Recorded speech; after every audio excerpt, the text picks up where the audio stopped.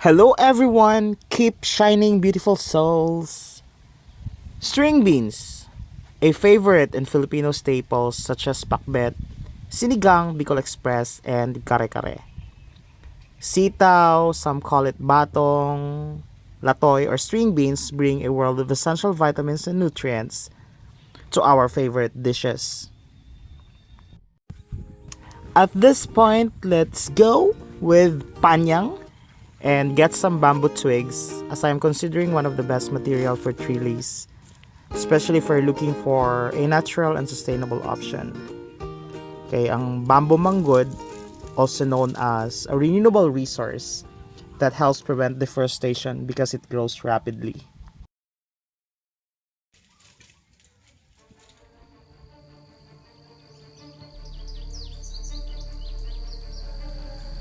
Aside from getting bamboo twigs anywhere for free within our community, it is also strong, lightweight, and easy to work with, making it suitable for supporting climbing plants like string beans.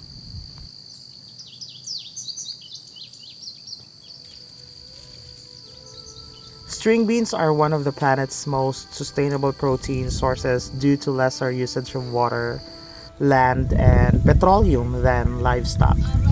If grown organically, they don't pollute the planet with harmful byproducts that can add to greenhouse gases. Aragoy, Teoy!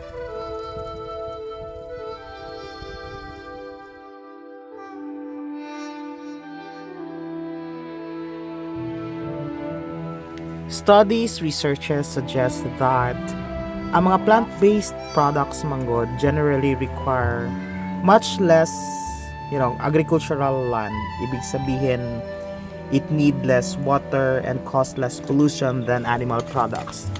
Ang pag-reduce sa meat consumption has many benefits. It is a single most significant action we can take para makatabang ta sa tuwang environment sa pag-reduce sa greenhouse gas emissions, deforestation, soil degradation, also save an enormous amount of land and increase biodiversity. The truth about sustainable living is that it is a series of choices we make every day. Ang inani klase nga pagpangabuhi means consistently choosing options that have a positive impact on our environment.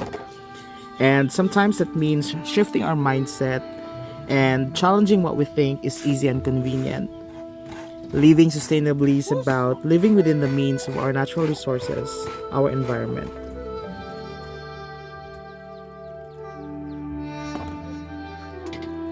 Diring dapita nga part, palpak na gid ni sa paggata. I tried to use coconut shell as strainer since the strainer is not in this kitchen, it's on the other kitchen, on the other side of the house.